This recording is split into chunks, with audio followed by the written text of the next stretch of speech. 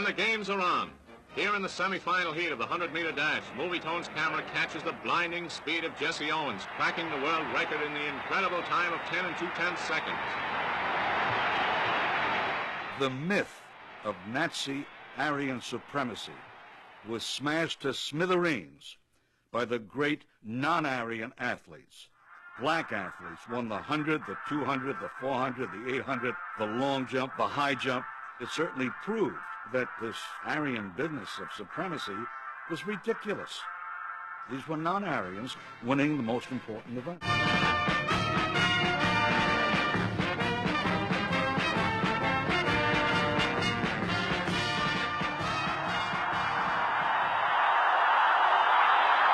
Seeing Jesse Owens, it was almost impossible not to cheer for him, because what you were witnessing was as close to perfection as you or anyone else would ever see.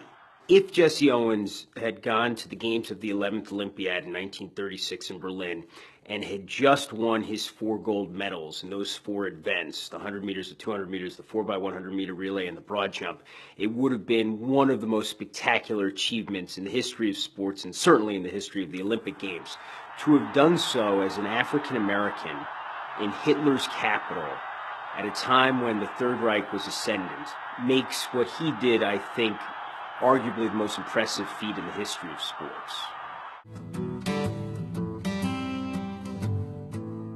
It's a gradual change. It's not something that has completely changed even now. But I think the importance of the 1936 Olympics is that it was the starting point for a gradual process of bringing African Americans closer to the American mainstream.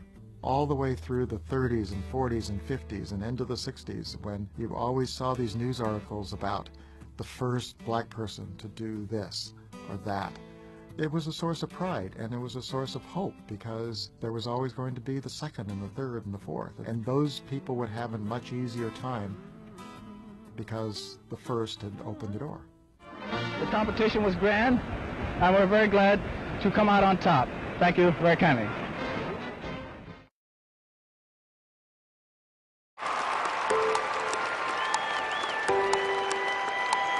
I don't think that it's a stretch to say that Billie Jean King is the single most important person in the history of women's sports.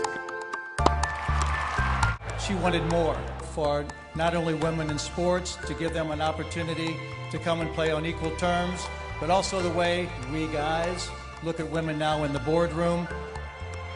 We honor what she calls all of the off-the-court stuff, and to give everyone, regardless of gender or sexual orientation, including my 2 daughters, a chance to compete both on the court and in life. Women's tennis never had the cachet that men's tennis had. When it came time for the guys to make money in an honest way, they had no interest in bringing the women along. Along with her being so revolutionary, she's so important to me because I wouldn't be able to play on the WTA Tour without her.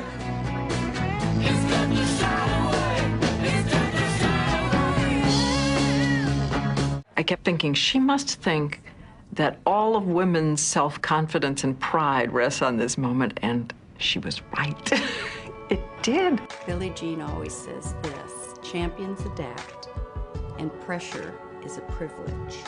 I really wanted to start getting the hearts and minds of people to get in alignment with this idea of equal opportunities and rights for men and women. Women are underserved. That's the only reason I've had to spend so much time trying to help women.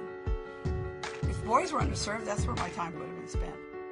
What makes her such a role model to all of us is that she has never veered from her core values.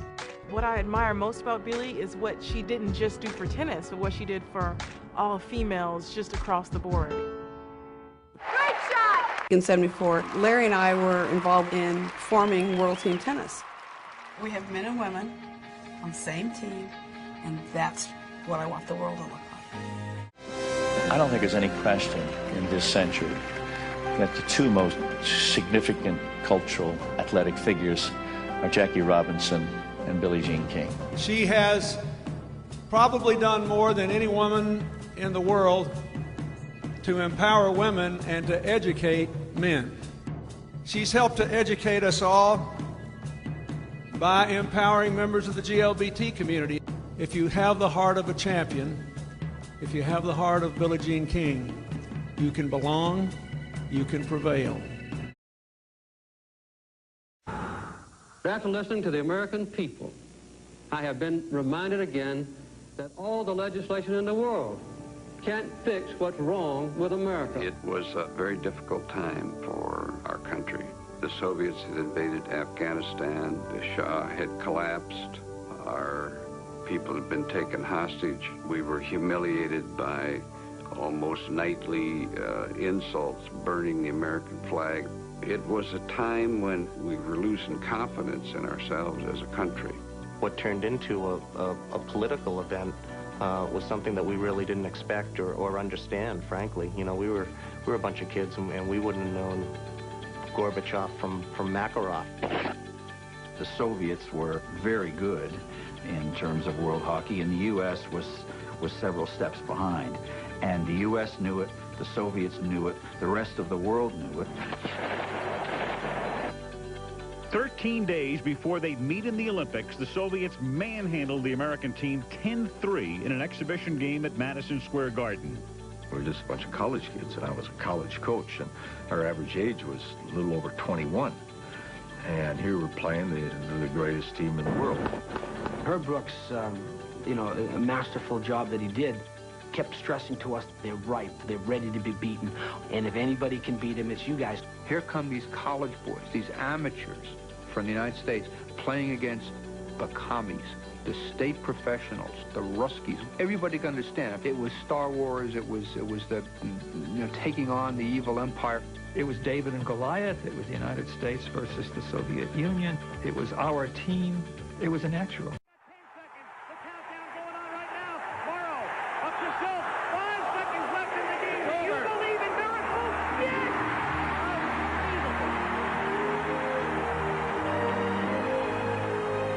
We beat the communists. We beat the enemy.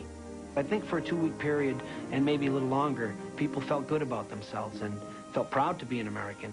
2 days later, they beat Finland to win the gold. Forward to the gold medal. This impossible dream comes true.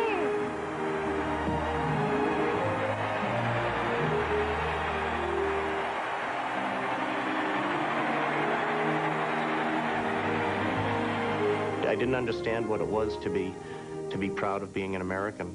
I remember watching the flag go up above the Russian flag, and it was just a feeling that I can't describe other than I was just so proud to be an American. Events and how people begin to feel about themselves again. And sports is a very important part of our culture in terms of defining how we feel about ourselves.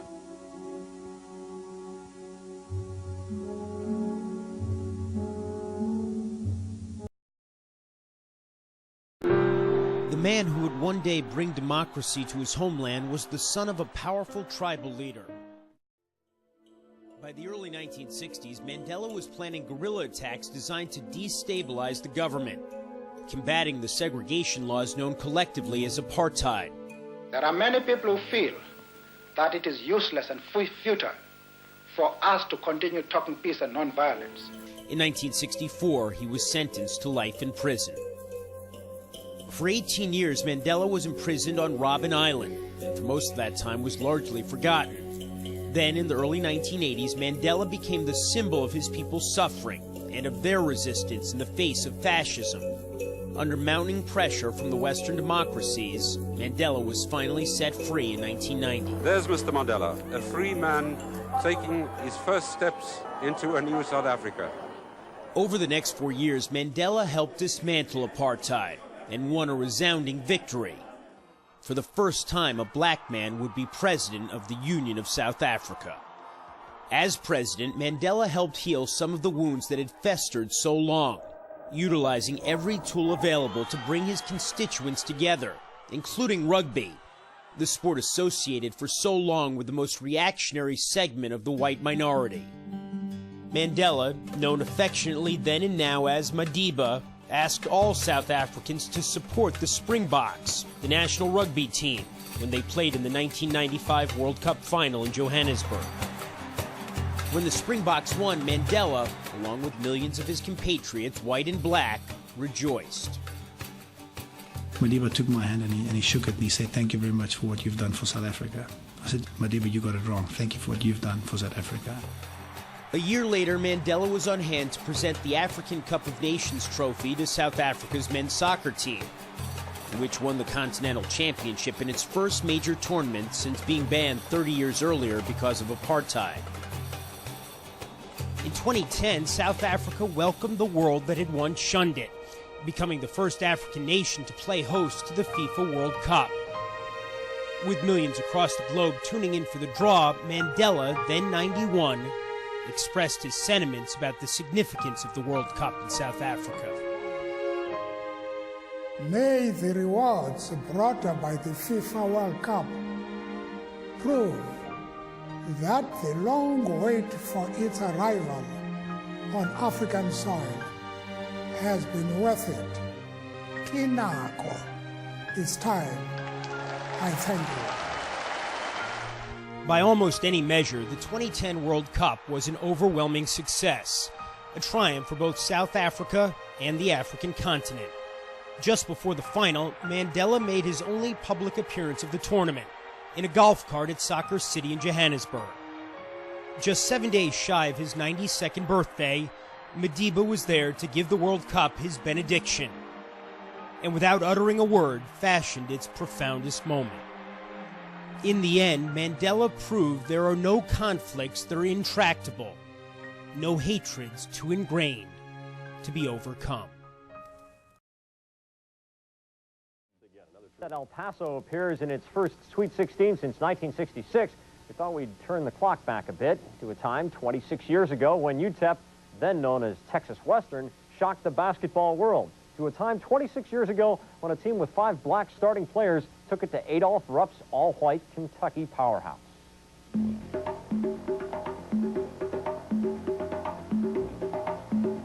Press really beats it up as being, let's be realistic, the blacks versus the whites.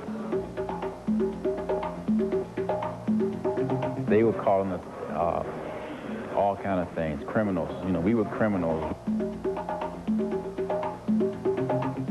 Coach put his best 5 players out, and they just happened to be black.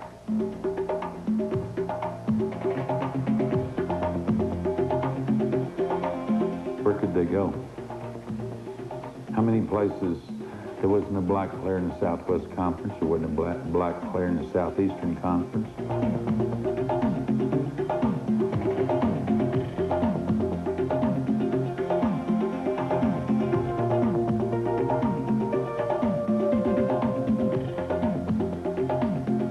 The only thing we had to prove by beating Rupp was we had the better team.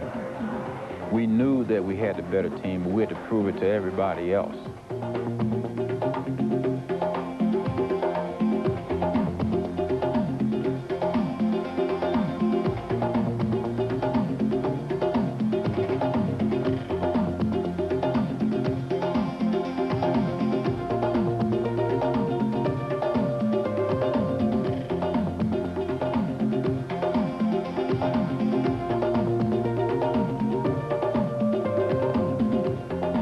Adolph was always very bitter with that loss. You know, I mean, he had not been to the Final Four since 1958. He was 64, 65 years old.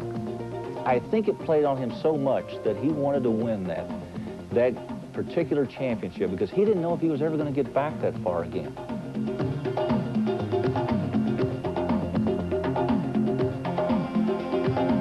Coach Rupp had said that, you know, I was from some prison and Baba Joe was an escaped convict and Willie Cager was this and Neville was that, and we were just banditos from down in Texas. We were bad guys. And my response to that was just to say, well, after you call us all those names, and you can always say we were well coached and we were mannerable, and at the end of the entire phrase, just say national champs.